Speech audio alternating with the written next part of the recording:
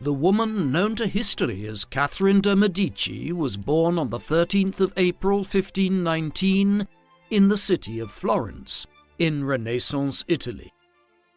Her mother was Madeleine de la Tour d'Auvergne, Countess of Boulogne, who came from an aristocratic background and was descended from an ancient and influential French family with links to the French ruling elite.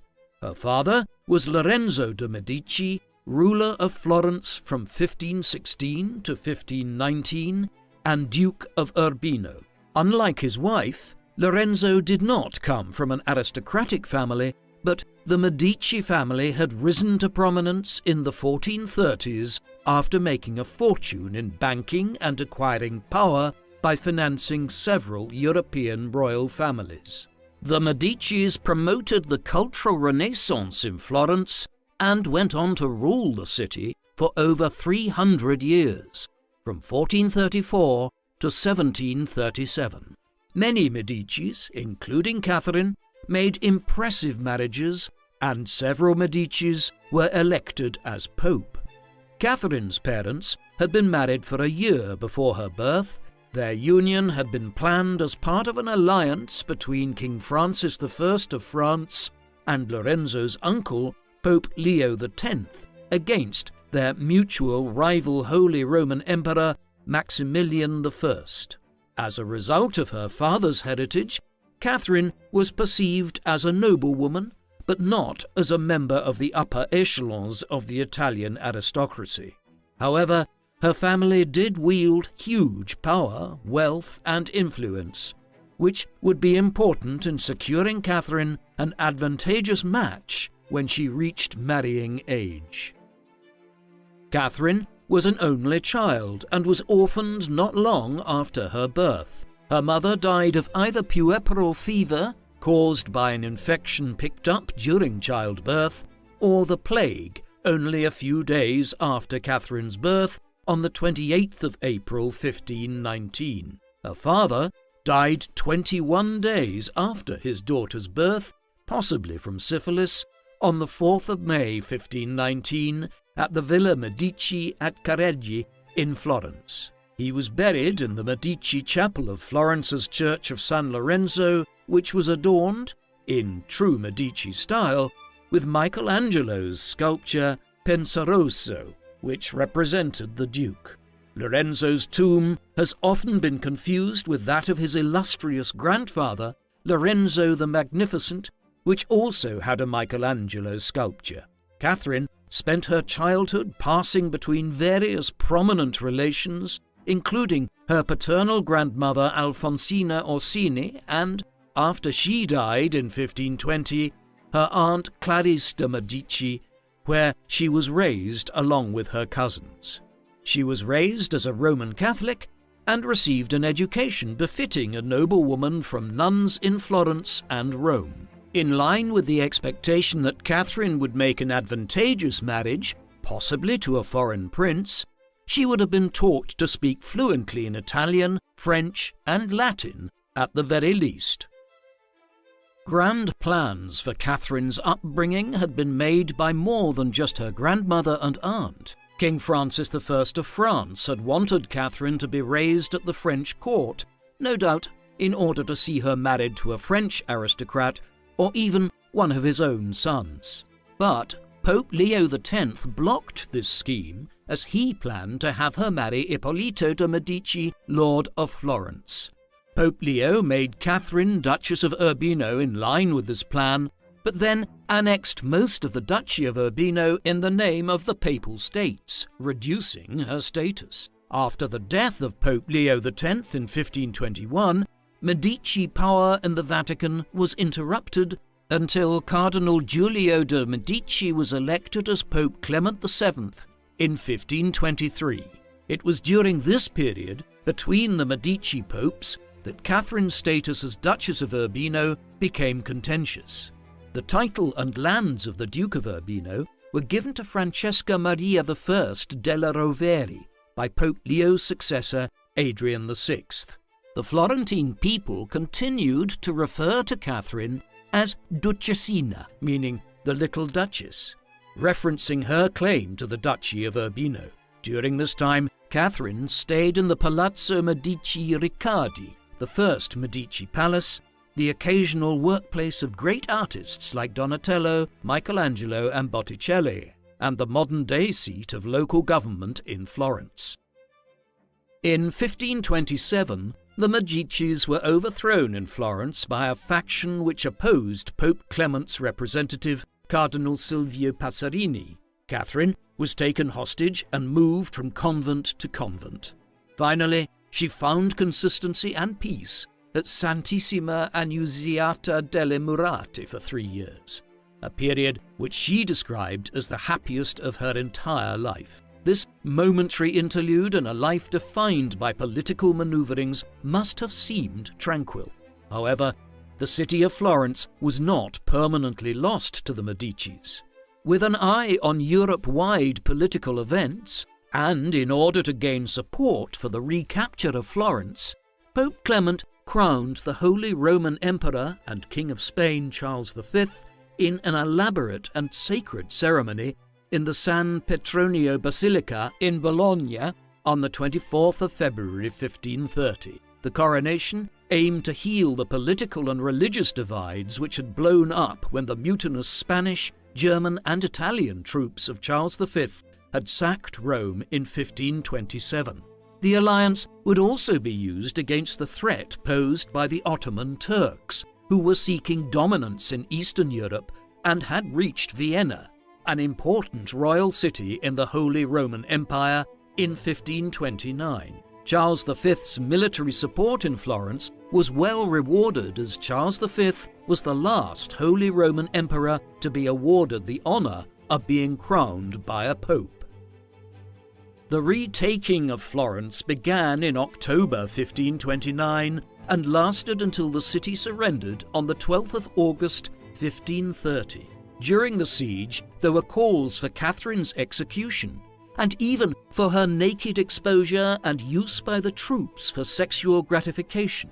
But this period of siege and her residence in Santissima Annunziata delle Murate ended for Catherine when Pope Clement called her to Rome in 1530 in order to find her a husband. While in Rome at the bequest of Pope Clement, Catherine had many suitors. The most illustrious of her suitors was King James V of Scotland, who sent the Duke of Albany to arrange the marriage on 2 separate occasions, once in April 1530 and again 7 months later in November.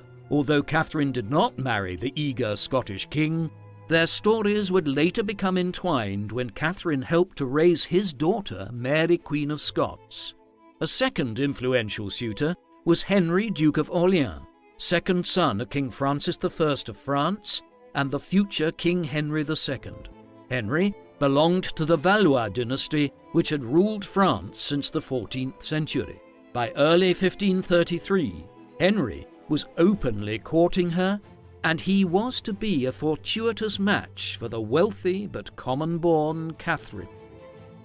Catherine de Medici and Henry, Duke of Orleans, were married at Église Saint-Ferréol-les-Augustins in Marseille on the 28th of October 1533, when Catherine was 14. The wedding was an extravagant affair with a grand display of gift-giving and festivities which went on late into the night. The couple and their distinguished guests celebrated with dancing and feasting, and Henry jousted, his favourite pastime, for his new wife's hand. After leaving the ball, the couple consummated their marriage apparently under the watch of King Francis I, who was determined to see the union properly joined. That morning, the couple were visited and blessed in their marital bed by Pope Clement. In the first year of marriage, Catherine saw little of her husband, who openly took mistresses. It was said that Henry was gloomy and introverted because he had spent 4 years as a captive in Spain during the formative years of his youth, that Catherine's intelligence, wit, and keenness to please made favourable impressions on the ladies of the French court. However, this favourable start to her life in France was quickly reversed. The death of her uncle Pope Clement on the 25th of September 1534 undermined Catherine's position and influence at court. The situation worsened when Pope Clement's successor, Alessandro Farnese, broke off the alliance with France and ceased to pay Catherine's large dowry. King Francis I apparently lamented Catherine's reversal of fortune and the marriage which had once seemed so fortunate by announcing, "The girl has come to me stark naked." As well as her tenuous position as a now dowryless foreigner, Catherine was also under huge pressure to provide the Valois dynasty with the heir and spare which would ensure the dynasty's survival. The stakes were even higher in France, as under Salic law, an ancient Frankish civil law code, only males could ascend the throne. Catherine greatly desired a son, a blessing which would cement her position in France, but in the first 10 years of their marriage, the couple had no children at all. The pressure to conceive built when Henry's older brother, the Dauphin of France, Francis, died of a fever in 1536. Rumours began to spread that either Catherine or the Holy Roman Emperor Charles V had poisoned the Dauphin. Catherine became the sole target of blame for the lack of a legitimate heir when Henry publicly acknowledged his affair with Philippa Ducy and the birth of his daughter Diane in 1537. It was at this time that divorce was discussed, and many clamoured for Catherine to be sent back to Italy. In a period when witch hunting was reaching its peak, rumours that Catherine practiced witchcraft began to circulate, feeding into the image of her as the Black Queen, which has persisted to today. As a woman's role was viewed in terms of her ability to create and sustain life, infertile women were seen as unnatural and as witches with the opposite power, that of destroying health, life, and fertility. Catherine's connection with the astrologer and seer Nostradamus, and even more suspicious Ruggieri brothers, who it was believed engaged in necromancy and the black arts, did little to help Catherine's reputation. After trying every natural and superstitious remedy for inducing pregnancy, including drinking mule's urine, Catherine finally gave birth to her first child and son, Francis, on the 19th of January 1544. She went on to have a daughter, Elizabeth, on the 2nd of April 1545, and a further 8 children, 7 of whom survived infancy. She succeeded in providing the dynasty with 5 boys who could inherit the throne: the future Francis II, Louis, the future Charles IX, the future Henry III, and Francis, Duke of Anjou.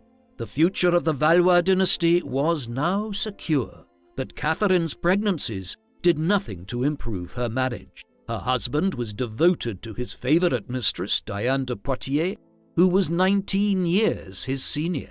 Catherine's influence was rooted solely in her motherhood, as her husband ignored her, and she would later become very skilled at presenting herself as the devoted mother of future kings and of France itself. The death of King Francis I on the 31st of March 1547 made Catherine Queen Consort of France. She was crowned in the Basilica of Saint-Denis, the resting place of many French kings, and a former medieval abbey church in northern Paris, on the 10th of June 1549. But she was to enjoy no political influence as Queen Consort, besides wielding the nominal power of regent during her husband's travels abroad. The days of Catherine's power and influence were all still ahead of her. Instead of utilizing the wisdom and skill of his wife, Henry promoted the influence of his mistress, Diane de Poitiers, giving her the chateau of Chenonceau. It was even reported by the imperial ambassador that Henry would sit on Diane's lap, discuss politics with her, and stroke her breasts when in company. Diane did not see Catherine as a threat, having already essentially usurped her position and privileges as the wife of the king. Diane actually encouraged Henry to spend time with Catherine, and to sire more legitimate children with her. In 1556, Catherine almost died in childbirth. The royal surgeons only saved her life in a terrible exchange for the life of one of her twin girls, Joan, who died in the womb, while Victoria survived, but only for 7 more weeks. As the king's physician advised Henry against having any more children with Catherine, he stopped visiting her and instead spent all of his time with his long-term mistress Diane. Catherine would have no more children. Along with her own children, Catherine played a role in raising Mary, Queen of Scots, daughter of her once suitor James V of Scotland. Mary's mother, Mary of Guise, was the sister of Henry's boyhood friend Francis, Duke of Guise, and had married King James V of Scotland in 1538. Mary of Guise ruled Scotland as regent for her daughter Mary, who had taken the throne when she was less than 1 week old. Mary, Queen of Scots, lived at the French court from the age of 5 and was promised in marriage to Catherine's eldest son, the Dauphin Francis. Francis and Mary were married on the 24th of April 1558, when Francis was 15 years old and Mary was 17 years old. They would be married for only 2 years due to the premature death of Francis. In 1559, Catherine's eldest daughter, Elizabeth, became the second among her children to marry. The marriage, like Catherine's own, was part of a political alliance. After the death of Catherine's father, Lorenzo de Medici, in 1492, the balance of power and economic growth of Catherine's home country, Italy, collapsed. This combination of wealth and political instability drew in Italy's enemies, and for over 50 years, from 1494 to 1559, the Italian peninsula became a battleground between the French Valois dynasty, the Habsburgs, the Ottoman Turks, and the English.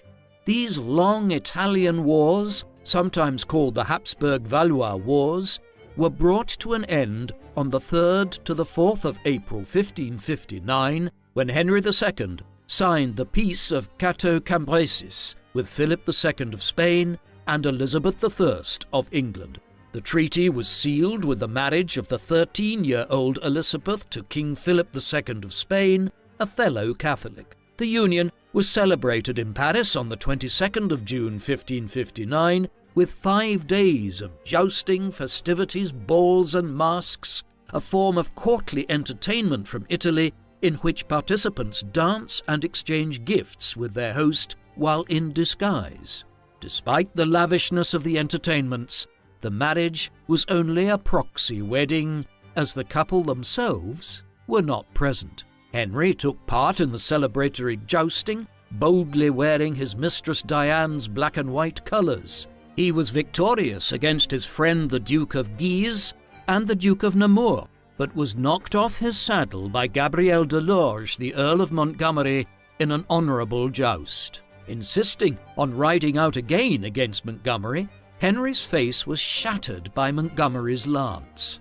Reeling from the clash, with blood pouring down his face and large splinters buried deep in his eye and head, Henry was carried away. Catherine, Diane, and Francis the Dauphin are said to have all fainted at the terrible sight. After the splinters were removed from his eye and brain at the Château de Tonnelle, the king lay in a shifting state. Catherine stayed with him, but Diane stayed away for fear of being expelled by the Queen.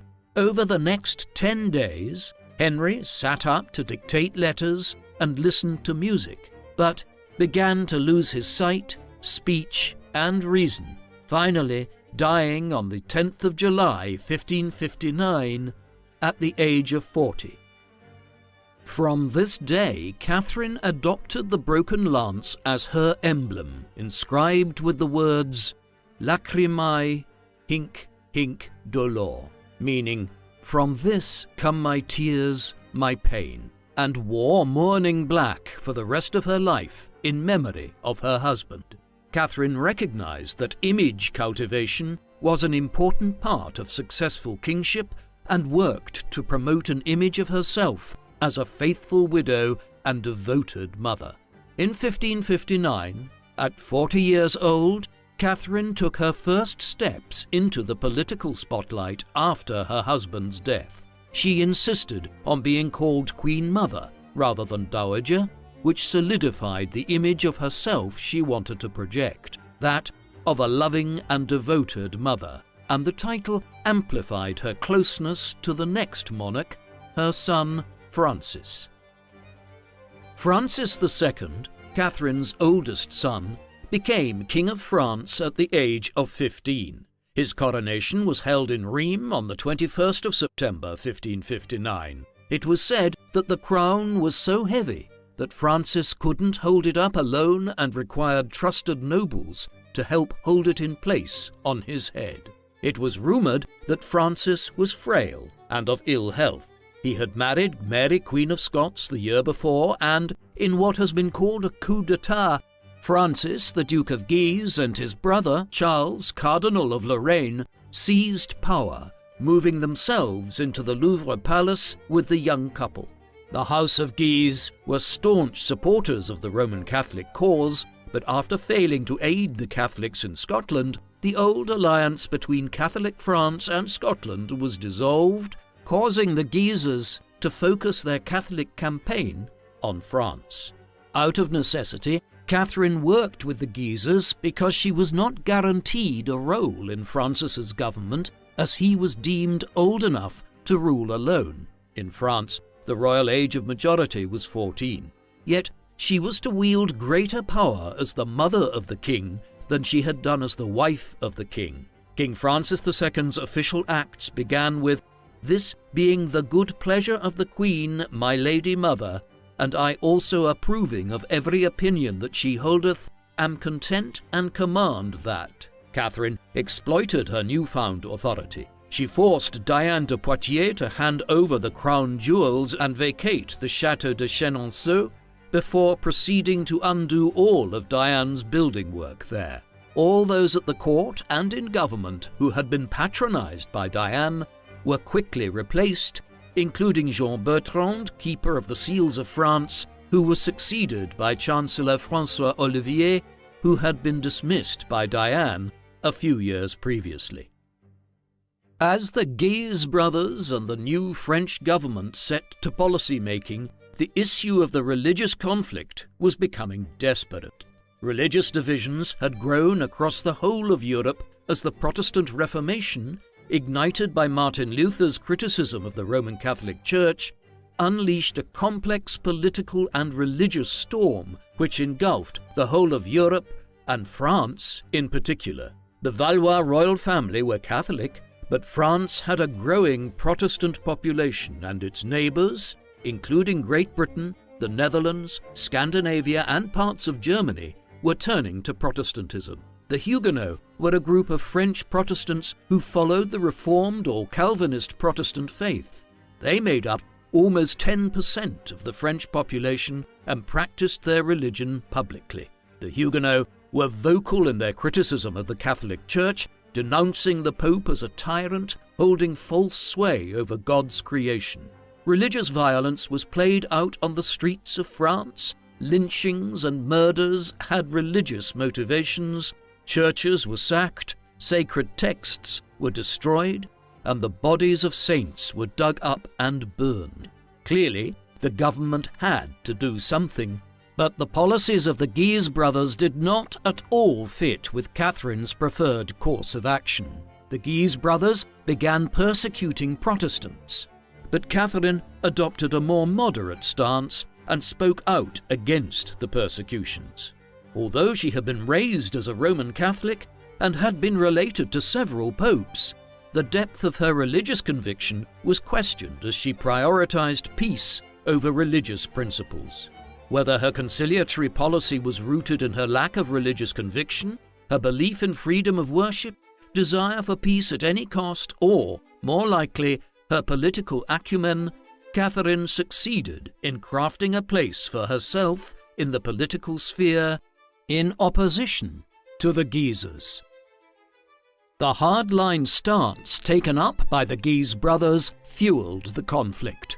The Huguenots looked to Antoine de Bourbon, King of Navarre, and then to his brother Louis de Bourbon, Prince of Condé, for support to topple the Guises. With the rise of religious violence, the royal court was moved to the fortified Château of Amboise in the Loire Valley in central France. The Duke of Guise then launched a surprise attack on the Huguenots in the woods nearby and killed many, including the Huguenots' commander, La Renaudie. As Catherine and her court watched, many of the rebels were slain, drowned in the river, or were strung up around the battlements.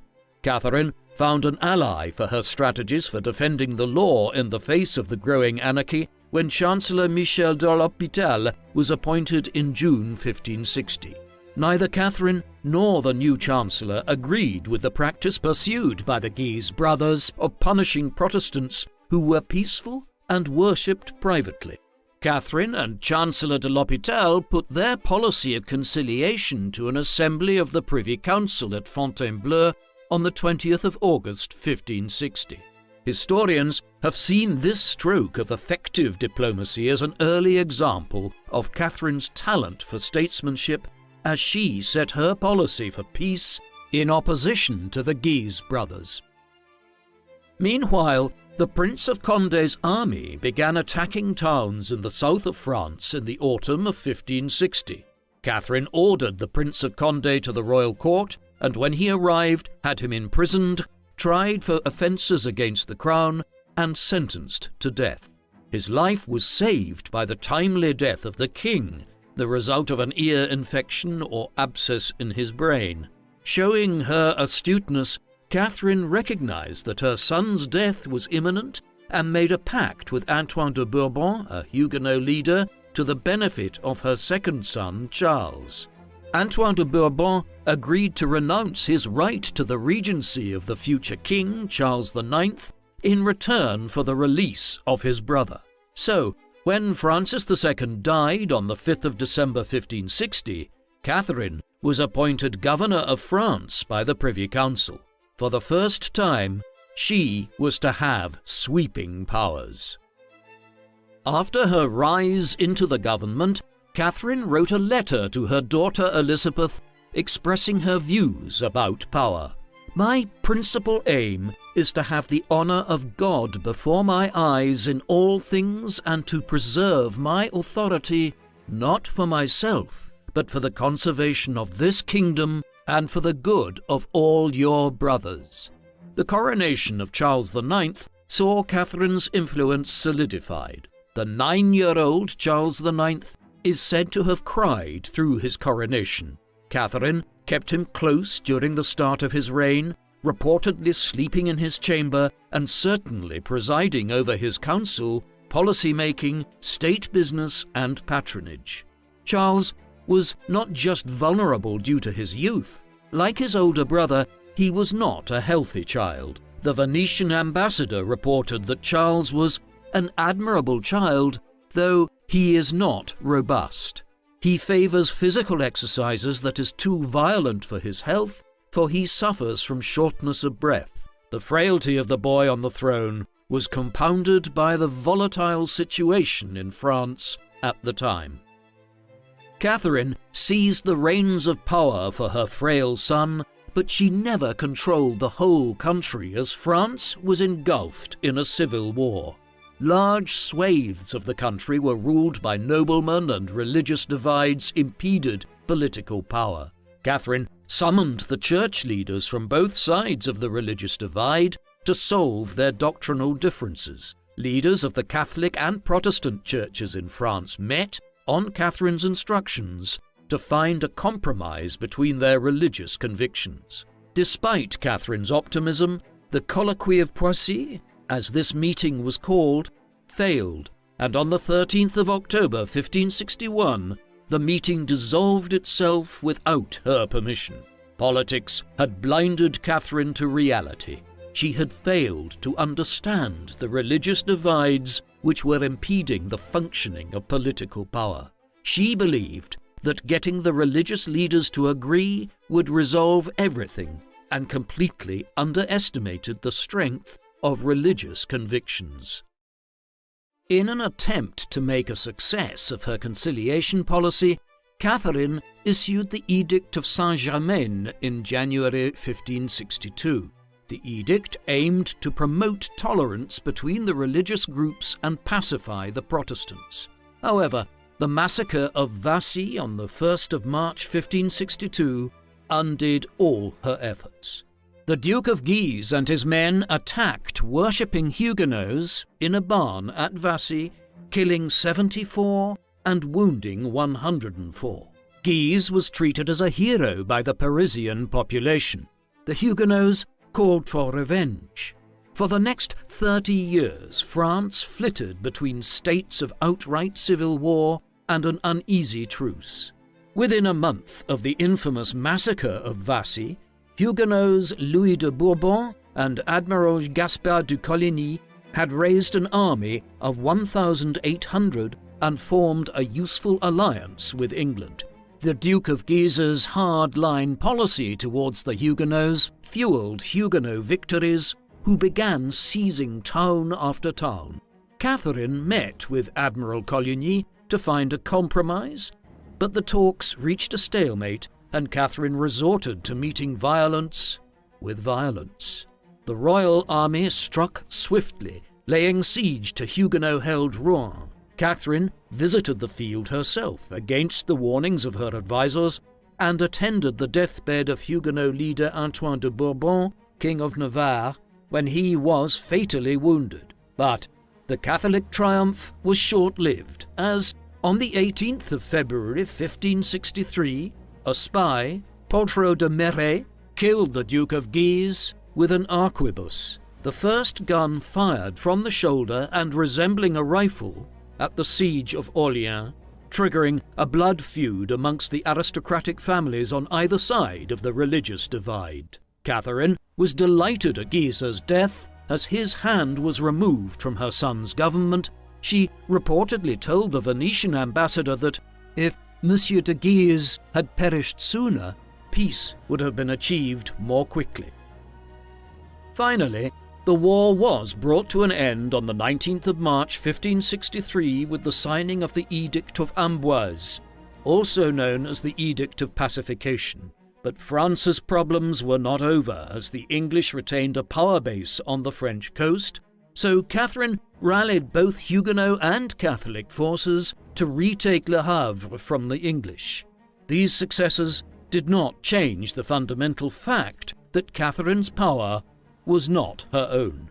On the 17th of August 1563, it was declared at the Parliament of Rouen that Charles IX had now reached majority age and could rule alone. But Charles continued to show little interest in the technicalities of ruling, and Catherine continued to steer him. Intent on reviving loyalty to the crown after a tumultuous period, Catherine took a long tour of France with Charles from January 1564 to May 1565. She aimed to bolster the Edict of Amboise, the hard-won peace, and promote unity, and to this end she held talks with Jeanne d'Albret, the Protestant Queen Regent of Navarre, wife of the late Antoine de Bourbon, and mother of King Henry III of Navarre. But her attempts at unity were not received with praise from everyone. When visiting her daughter Elizabeth, her son-in-law, the devoutly Catholic Philip of Spain, refused to see her and instead sent the Duke of Alba to tell her to tackle heresy more brutally, advice which Catherine ignored. Catherine's conciliatory policies were failing to bring the religious conflict to an end. On the 27th of September 1567, the Huguenots attempted to ambush the king, an event known as the Surprise of Meaux, and the civil war continued. The French court fled to Paris to escape the encroaching violence. Bloodshed and civil unrest continued well after another peace settlement was agreed, the Peace of Longjumeau on the 22nd to 23rd of March 1568. The Surprise of Meaux marked a turning point in Catherine's policy towards the Huguenots. she finally abandoned her policy of compromise for one of repression once the Huguenots had targeted the king. In June 1568, she told the Venetian ambassador that the Huguenots were traitors and praised the Duke of Alba's reign of terror in the Netherlands, where Calvinists and rebels were executed in their thousands. The royalist army forced the Huguenots to retreat to the fortified stronghold of La Rochelle on the west coast, where Jeanne d'Albret and her 15-year-old son Henry of Navarre joined them.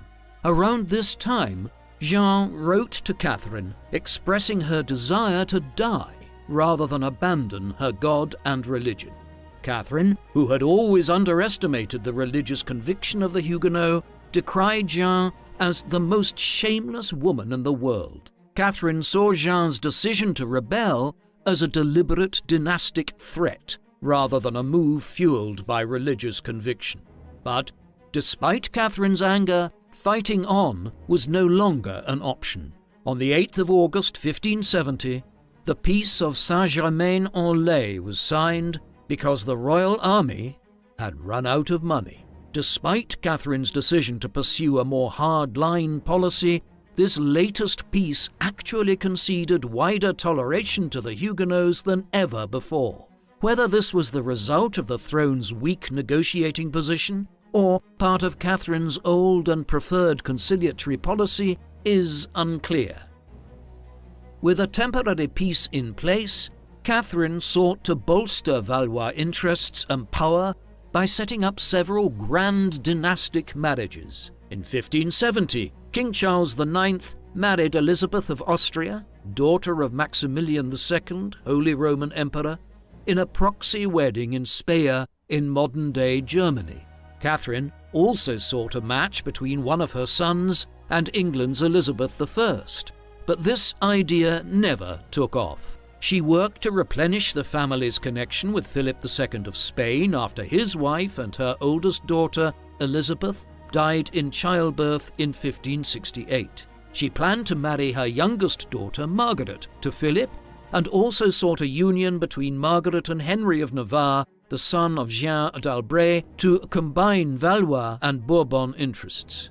However, Margaret was secretly involved with Henry of Guise, son of the late Duke of Guise, which resulted in a beating from her mother, Catherine, and her brother, the king, when they found out. Catherine succeeded in luring Jeanne to court and convinced her to agree to a marriage between Margaret and Jeanne's son, Henry, with the caveat that Henry be permitted to remain a Huguenot. The wedding that took place on the 18th of August 1572 at Notre Dame, Paris, was overshadowed somewhat by the recent death of Jeanne, who was taken ill upon her arrival in Paris. It was said that Catherine had murdered her with poisoned gloves. The rumour that Catherine had killed Jeanne d'Albret was not the most damaging rumour about her circulating that summer in 1572. Catherine's reputation was to be stained by the events of the St. Bartholomew's Day massacre, which began only days after her daughter Margaret's wedding. On the 21st of August 1572, 3 days after the royal wedding which had brought influential Huguenots to Paris, Admiral Coligny, the Huguenot leader, was shot while walking home from the Louvre. A smoking arquebus was discovered in a window, but the culprit escaped. Coligny was treated by surgeon Ambroise Paré, who removed the bullet from his elbow and amputated a damaged finger with a pair of scissors. Catherine made a tearful visit to Coligny, despite apparently receiving the news of this attack without any display of emotion, and promised revenge on his attacker. Several historians have blamed Catherine for the attack on Coligny. Others have pointed to the Guise family or to a Spanish papal plot to end Coligny's influence on the king. Whatever the truth, the bloodbath that followed grew quickly out of control. 2 days later, on the 23rd of August 1572, the St. Bartholomew's Day massacre broke out. Roman Catholic mobs murdered Protestant Huguenots en masse. Innocents were targeted, including children, the elderly, and pregnant women. Bodies were thrown into the River Seine and corpses were hung in the streets. Paintings of the carnage on the streets of Paris show unimaginable horrors, and often, such as the painting by Protestant painter François Dubois, the black-clad figure of Catherine looking coldly upon the violence. It was said that Catherine was party to Charles IX's decision to kill them all, as he aimed to strike first against an expected Huguenot revenge attack for the shooting of Coligny. The slaughter lasted for a week and spread outwards from Paris across much of France, where it lasted into the autumn, becoming a season of slaughter, as historian Jules Michelet put it. In total, approximately 3,000 Protestants were killed in Paris and a further 70,000 across the whole of France. After the bloodshed finally abated in Paris, Catherine's reputation was in tatters, but she was not downcast. Her son-in-law, Henry of Navarre, knelt at an altar as a Roman Catholic on the 29th of September, having converted to avoid death, and, as the ambassadors reported, Catherine had laughed triumphantly at the sight. The legend of the wicked Italian, the Black Queen, spread from this moment. She was accused of being a disciple of Machiavelli, of using the tactics of his treatise The Prince to remove all of her enemies in one deadly blow. It was a well-targeted criticism, given that Machiavelli had dedicated The Prince to Catherine's father, Lorenzo. The Huguenots responded to the massacre with propaganda, a tactic made doubly effective by their mastery of the relatively new art of printing with a printing press. Within weeks, propaganda papers were produced and distributed en masse, and Catherine was their natural target. In 1575, a particularly influential manuscript by an anonymous author titled Discours merveilleux de la vie, action et déportement de Catherine de Medici blamed Catherine for the massacre and denounced her as the epitome of female evil. The manuscript became a bestseller and triggered an avalanche of propaganda and accusations against Catherine. Her reputation as a devoted Queen Mother was permanently blackened, and old prejudices against her as a duplicitous Florentine and power-hungry Medici resurfaced. The black clothes she wore as an ongoing sign of her loyalty to her late husband were turned into the costume of an angel of death. The document had achieved its aim of preventing Catherine from consolidating her power after the death of her second son, Charles IX. Some even called for her to be put on trial for the murder of the Huguenots. The debate over the level of responsibility Catherine held for the horrific events of St. Bartholomew's Day is still ongoing. Some historians have argued that Catherine perhaps ordered the assassination of several Protestant leaders while they were together in Paris for the wedding, but that the scale and unpredictability of the actions of the mob could not have been ordered or controlled by anyone. Yet Catherine had almost always opted for a conciliatory path. She wanted unity and peace for the sake of political stability and the longevity of the Valois dynasty. She had organized the wedding between her own daughter and Henry of Navarre and had invited prominent Huguenots to the celebrations in Paris. It seems unlikely that she would then set out to ruin this opportunity for unity, which she herself had created by calling forth a violent mob to massacre the Huguenots. And she continued to act in line with her policy of conciliation well after the massacre and its aftermath. But the Protestants, and anyone who had become tired of Catherine's moderate policies, remained convinced that she was to blame for the massacre. As with the painting by Protestant painter François Dubois and the Discours merveilleux manuscript, the criticism of Catherine would play out loudly on the public stage and in the realm of the arts, and Catherine would not take it lying down. Catherine believed, as many Renaissance princes and scholars did, that power depended as much on cultural display as on force. She had inherited the Medici family's taste for fine art, and became a patroness of the arts, bolstering French culture as much as her family had in Florence. In an age of declining loyalty to the monarchy, she used the arts to increase the prestige of the Valois dynasty, launching an artistic patronage program which lasted for 3 decades. She tapped into the rising popularity of portraiture by inviting resident portrait artists to the French court and commissioning thousands of portraits of her family. Although she spent enormous sums of money on the arts, there was little permanent legacy of her work. The festivals and entertainments she arranged and the school of artists she patronized did not live on after she was gone. Only her love for architecture left a lasting mark, including several restored royal palaces, 2 new palaces she had built in Paris, the Tuileries and the Hôtel de la Reine, as well as the Italian Renaissance-style tomb in which she and her husband would lay. 2 years after the events of the St. Bartholomew's Day massacre, another dynastic crisis threatened to unseat Catherine and the Valois line. King Charles IX died at the age of 23 of tuberculosis, apparently calling out Catherine's name with his last dying breath. Leaving no heir, Charles was succeeded by his brother Henry, Duke of Anjou. Henry was recalled from the Polish-Lithuanian Commonwealth, where he had been elected king the year before. Abandoning this throne for the crown of France, Henry came to the throne as an experienced and grown man, unlike his 2 older brothers, although Catherine was grieved by Charles's death, writing to Henry that she was grief-stricken to have witnessed such a scene and the love which he showed me at the end. It was said that Henry was her favourite son. She added in her letter to him that her only consolation is to see you here soon, as your kingdom requires, and in good health, for if I were to lose you, I would have myself buried alive with you. Despite the advantages of experience, maturity, and health, Henry proved to be as equally fitful as his brothers when it came to displaying interest in the tasks of government. Henry's disinterest in ruling was perhaps rooted in his religious devotion.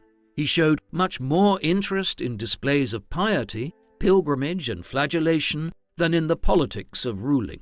Just as Francis and Charles had, Henry relied heavily on Catherine when it came to the practicalities of ruling. So, even though Catherine did not have the formal powers of a regent, as she had when Charles had ruled as a minor, she continued to hold huge power and influence over the government.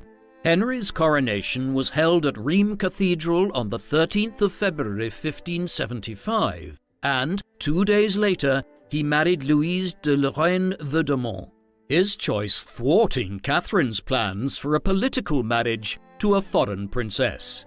This marriage was a childless one, which had deep consequences for Catherine's family. Henry III's heir was his younger brother, Francis, Duke of Alençon. But instead of fulfilling his duties as Dauphin, Francis exploited the anarchy of the civil wars to his own advantage. Despite Catherine summoning him for a 6-hour telling off about his subversive behaviour in March 1578, Francis would not be stopped, and the Valois dynasty looked set to crumble.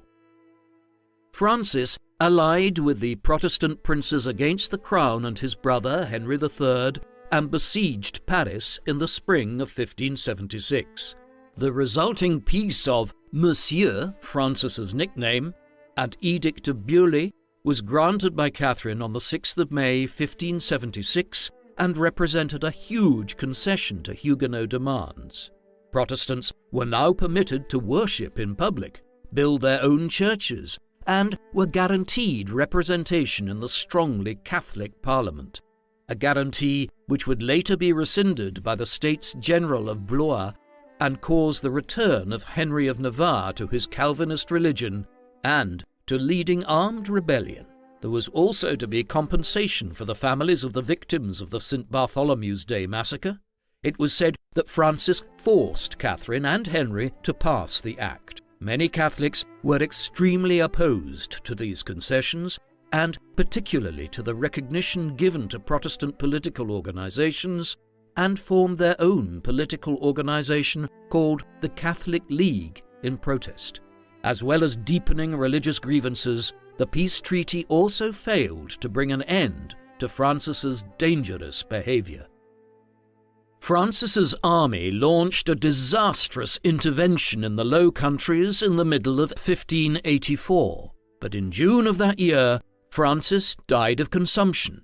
Despite their differences, Catherine then wrote, "I am so wretched to live long enough to see so many people die before me, although I realize that God's will must be obeyed, that He owns everything, and that He lends us only for as long as He likes the children whom He gives us."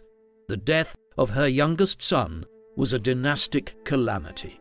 She had no more living sons to inherit the throne, and any surviving daughters were not eligible to rule due to their gender.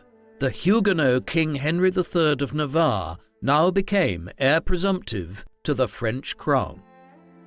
Although Catherine had wisely married her youngest daughter Margaret to Henry of Navarre, she could rely on her daughter Margaret little more than she could rely on her troublesome son Francis, Duke of Alençon. Margaret had returned to the French court without her husband in 1582, and Catherine was overheard berating her daughter for taking lovers. After being sent back to her husband, Margaret fled again in 1585, retreated to her property at Agen, and begged her mother for money. Catherine sent only enough money for food in an attempt to force Margaret to return home. But Margaret moved on to the fortress of Calas and took another lover, a nobleman called d'Aubiac.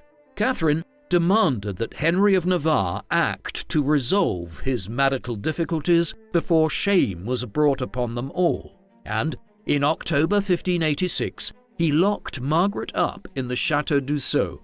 D'Aubiac was executed, though not, as Catherine had wished, in front of Margaret. Catherine cut Margaret out of her will and never saw her again. Catherine's control over the crown had reduced since the reign of her elder two sons, but she still functioned as Henry's chief executive of government and as a travelling diplomat. She travelled widely across the kingdom, enforcing his authority and trying to head off war. In 1578, at the age of 59, she embarked on an 18-month journey around the south of France to meet Huguenot leaders. Her efforts won Catherine new respect from the French people, and on her return to Paris in 1579, she was greeted outside the city by the Parliament and large crowds. The Venetian ambassador, Girolamo Lippomano, wrote of Catherine, "She is an indefatigable princess, born to tame and govern a people as unruly as the French. They now recognize her merits, her concern for unity, and are sorry not to have appreciated her sooner." Catherine herself, however, was under no illusions about the desperate situation facing the Valois dynasty, and on the 25th of November 1579, she wrote to the king, "You are on the eve of a general revolt. Anyone who tells you differently is a liar." As Catherine had predicted, many leading Roman Catholics were appalled by her attempts to appease the Huguenots, and in particular by the Edict of Amboise, which had furthered Protestant rights. Local Catholic leagues were formed with the aim of protecting the Catholic religion and Catholic privileges from rising Protestantism. After the death of Francis the Dauphin in 1584, the Duke of Guise assumed the leadership of the Catholic League in order to block the succession of Huguenot Henry of Navarre and put Henry's Catholic uncle, Cardinal Charles de Bourbon, on the throne instead. Guise recruited powerful Catholic princes, nobles and bishops, formed a union with Spain under the Treaty of Joinville, and readied for war against the heretics. By 1585, King Henry III had to face the reality of war against the Catholic League, who were stirring up the civil war once more. Catherine apparently counseled Henry on the delicate nature of the situation, but also warned him that peace is carried on a stick. She wrote to her favourite son to take care, especially about your person. There is so much treachery about that I die of fear. Trapped in a difficult situation, Henry was unable to fight both the Catholics and the Protestants at the same time, both of whom had larger and better resourced armies than his own. Henry decided to initially seek peace with the Catholics, and on the 7th of July 1585 signed the Treaty of Nemours, agreeing to meet all of the League's demands, even paying its troops. Then, driven by his religious convictions, Henry retreated into hiding to fast and pray, taking with him his personal bodyguard, a loyal force known as the 45, and leaving Catherine to find a resolution to what was quickly becoming a constitutional crisis. The Valois monarchy had lost control of the country. To make matters worse, a Europe-wide Catholic backlash against the Protestants was on the rise in 1587. The instability in France forced Henry III and Catherine to refuse assistance to England after the execution of Mary Queen of Scots on the 8th of February 1587 caused fury amongst the Catholic world, and the Spanish prepared to launch its armada against England. Recognizing the vulnerability of royal power in France, the Spanish ambassador apparently told King Philip II of Spain that the abscess was about to burst. The Catholic League honored their treaty with the Spanish and seized control of much of northern France to allow the Spanish Armada access to French ports.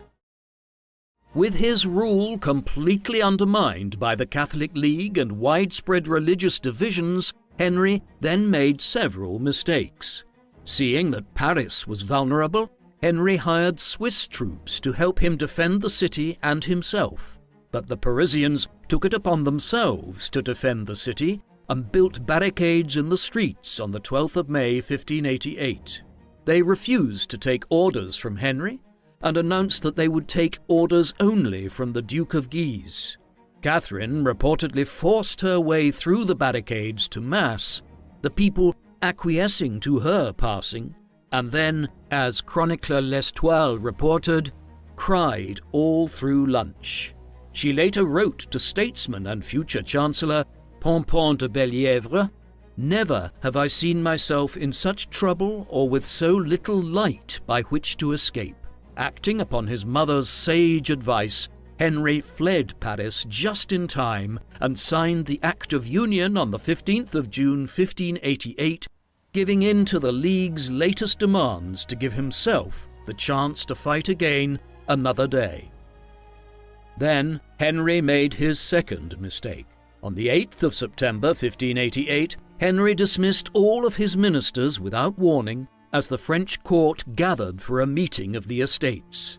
Atypically, he had not conferred with Catherine about this decision, and she was kept in the dark about the events while she suffered from a lung infection.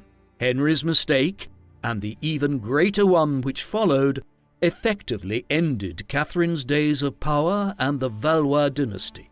At the meeting of the estates, Henry thanked Catherine for everything she had done, calling her Mother of the King and Mother of the State. Then, on the 23rd of December 1588, Henry invited the Duke of Guise to visit him at the Château de Blois.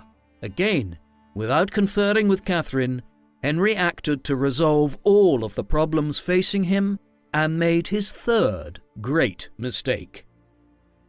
As Guise entered the king's chamber for the proposed meeting, the 45, Henry's bodyguard, stabbed Guise to death, symbolically at the foot of the king's bed.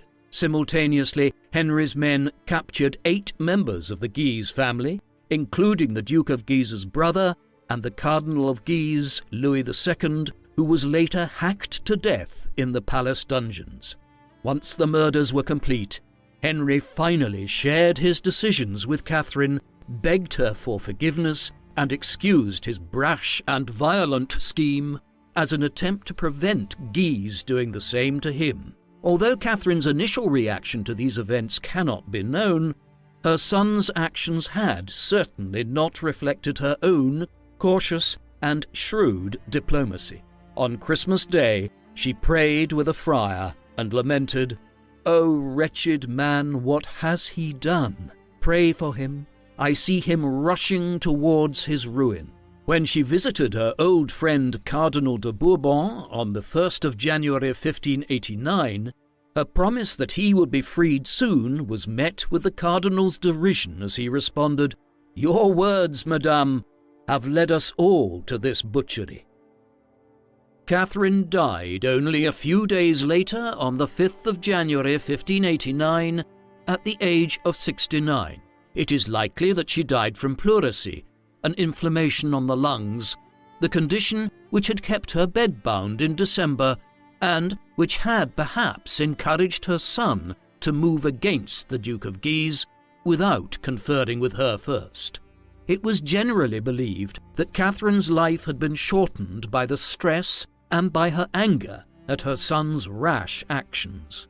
As Paris was still held by enemies of the crown, Catherine could not be buried there with her husband. Instead, she was initially buried at the Saint-Sauveur de Blois church in Blois, near the Château Royal de Blois, where she had died.